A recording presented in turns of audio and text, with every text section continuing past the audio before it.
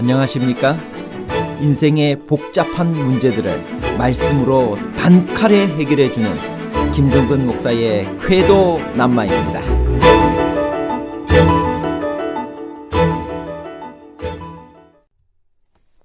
출애굽 전체 과정에서 인구조사는 몇 차례 있었나요? 왜 20세 이상의 성인 남성만 조사했나요? 출애굽한 이스라엘의 장정수만 60만 명이었는데 이 많은 숫자의 사람들이 어떻게 광야를 통과했을까요? 민수기 2장은 시내 광야를 떠나기 전 이스라엘의 행정 조직을 정비하는 장입니다. 이스라엘 각 지파에게 어떤 원칙에 따라 진을 치라고 하셨나요? 출애굽 대군이 장정만 60만 이상이라는 인구조사는 상징적 숫자인가요? 아니면 실제적 숫자인가요? 숫자의 상징성과 숫자의 실제성에 관한 복잡한 문제를 하나님 말씀의 가르침으로 명쾌하게 해결해 드리겠습니다. 출애굽 전체 과정에서 인구조사는 몇 번 있었나요? 출애굽기 30장 12절 내가 이스라엘 자손의 수요를 따라 조사할 때 조사받은 각 사람은 그 생명의 속전을 여호와께 드릴지니 민수기 1장 3절 이스라엘 중 20세 이상으로 싸움에 나갈 만한 모든 자를 너와 아론은 그 군대대로 계수하되 민수기 26장 4절 여호와께서 애굽 땅에서 나온 모세와 이스라엘 자손에게 명하신 대로 너희는 20세 이상 된 자를 계수하라 하니라. 민수기는 이스라엘 백성들의 40년 광야 생활 중 약 38년의 기록을 담고 있습니다. 공간적으로는 시내산에서부터 모압 평지까지입니다. 책 이름 그대로 백성들의 수를 헤아리는 인구조사가 2번 있었습니다. 민수기 1장에서 시작되는 첫 번째 조사는 출애굽 2년에 본격적인 광야 행진을 시작하기 전에 군대 조직을 목적으로 진행되었습니다. 두 번째 조사는 출애굽 40년에 가나안 땅 정복과 분배를 위해 실시되었습니다. 인구조사는 민수기 이전에 생명의 속전, 즉 인두세를 징수할 목적으로 이미 한 차례 진행된 바 있었습니다. 그러므로 출애굽 전체 과정에서 인구조사는 3차례 있었습니다. 민수기 1장에서 조사 대상은 누구였나요?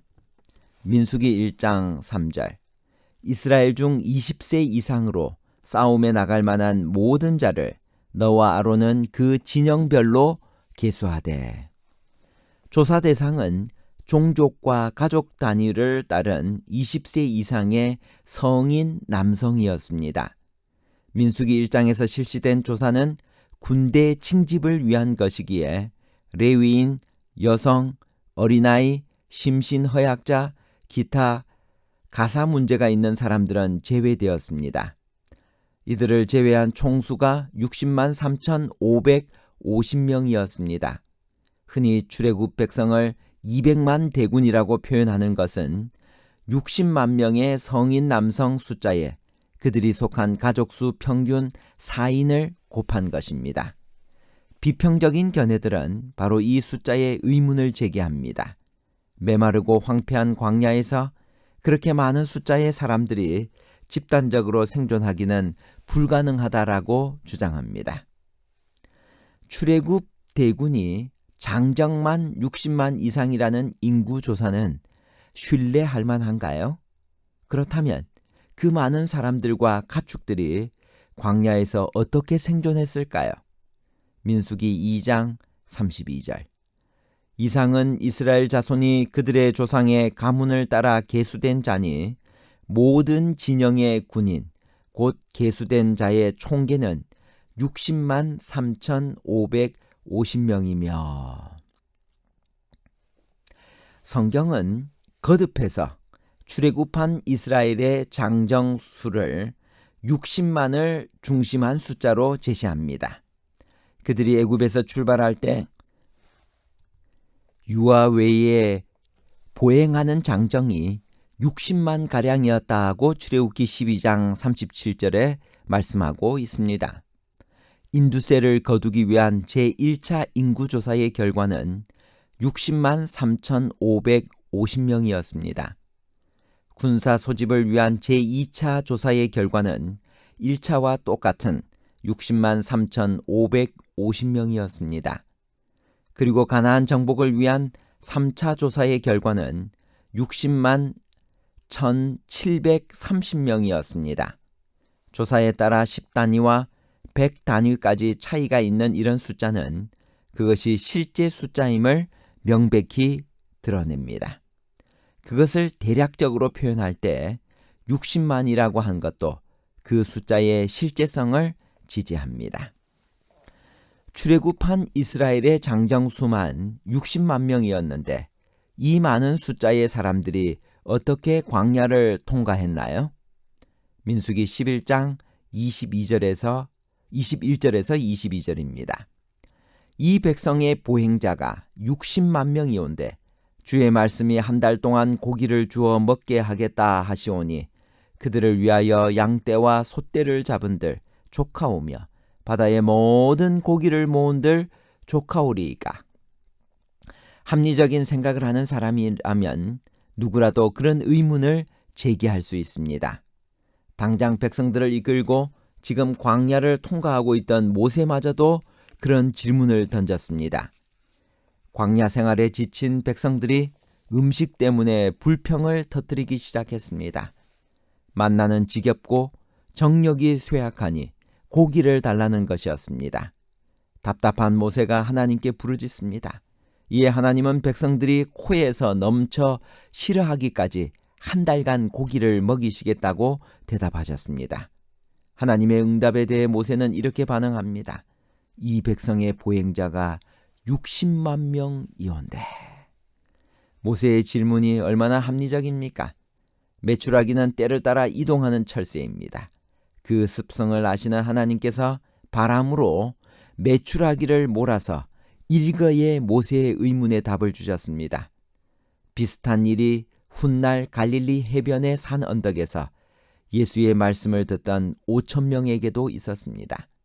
그날 예수님께서는 제자 빌립에게 우리가 어디서 떡을 사서 이 사람들을 먹이겠느냐고 물으셨습니다. 빌립은 각 사람으로 조금씩 받게 할지라도 200데나리온의 떡이 부족하리다고 대답했습니다. 합리적인 계산에 의한 것입니다. 안드레는 한 소년을 데리고 오면서 보리떡 5개와 물고기 2마리를 가지고 있나이다. 그러나 그것이 이 많은 사람에게 얼마나 되겠사옵나이까 라고 합니다. 역시 사람이라면 당연히 할 만한 생각입니다. 잘 아는 대로 그날 그 오병이어로 그 5,000명의 무리들이 다 배불리 먹고 12광주리가 남았습니다. 하나님은 광야를 통과하는 이스라엘 백성들의 양식을 위해 만나를 주셨습니다. 또 마실 물도 주셨습니다. 큰 떼의 가축들도 충분히 물을 마셨습니다. 자연히 사람들이 마실 우유도 충분하였을 것입니다. 또 하나님은 광야 40년 동안에 의복이 헤어지지 아니하였고 발이 부르트지 아니하도록 돌보셨습니다. 이렇게 하늘에서 만나를 내리시고 반석에서 물을 내시는 하나님이 바로 200만 이스라엘 백성들을 광야에서 인도하신 하나님이십니다. 인간의 생존 조건으로 하나님의 역사를 제한하여 판단할 이유가 없습니다. 부조와 선지자 333페이지에는 출애굽한 이스라엘 백성이 200만 명 이상 되는 큰 백성이었다라고 말씀하십니다. 민수기 2장은 시내 광야를 떠나기 전 이스라엘의 행정 조직을 정비하는 장입니다. 이스라엘 각 지파에게 어떤 원칙에 따라 진을 치라고 하셨나요? 민수기 2장 1절에서 2절. 여호와께서 모세와 아론에게 일러 가라사대 이스라엘 자손은 각각 그 기와 그 종족의 기호 곁에 진을 치되 회막을 사면으로 대하여 치라. 이스라엘 백성들은 성소, 회막을 중심으로 사방으로 4진영을 이루고 있었습니다. 우선 레위인들이 성막 주위에 진을 쳤습니다. 성막 봉사를 하고 외부 출입자를 막기 위함이었습니다. 그리고 성막의 동쪽에는 유다 진영, 남쪽에는 르우벤 진영, 서쪽에는 에브라임 진영, 북쪽에는 단 진영이 위치하고 있었습니다. 각 진영에 속한 지파들은 진영의 군기와 가문의 기호 곁에 진을 쳤습니다. 르우벤의 군기에는 사람의 형상을, 유다의 군기에는 사자의 형상을, 에브라임 군기에는 소의 형상을, 단의 군기에는 독수리의 형상을 그려 넣었습니다. 이 모든 것의 중심에는 성소가 있었습니다. 이스라엘 진영 어디서 바라보아도 중앙에 성소를 바라볼 수 있었습니다. 우리 삶의 진영도 하나님을 중심으로 짜여져야 합니다. 삶의 어느 순간에서도 하나님을 바라볼 수 있어야 합니다. 부조와 선지자 375페이지. 히브리 진영은 엄정한 질서 안에서 정돈되었다. 그것은 세 큰 부분으로 나뉘어져 진영 중에서 각각 지정된 자리를 차지하고 있었다. 중앙에는 성막, 곧 눈에 보이지 않는 왕께서 거하시는 곳이 있었다. 그 주위에는 제사장들과 레위 사람들이 자리 잡고 있었다. 모든 다른 지파들은 이 바깥에 진을 쳤다. 결론입니다. 첫 번째, 출애굽 전체 과정에서 인구조사는 3차례 있었습니다. 두 번째, 출애굽한 이스라엘의 장정수만 60만 명이었고 상징수가 아닌 실제 수였습니다. 세 번째, 이스라엘 백성들은 성소를 중심으로 사방으로 4진영을 이루고 있었습니다. 우리 삶의 진영도 하나님을 중심으로 짜여져야 합니다. 삶의 어느 순간에서도 하나님을 바라볼 수 있어야 합니다. 감사합니다.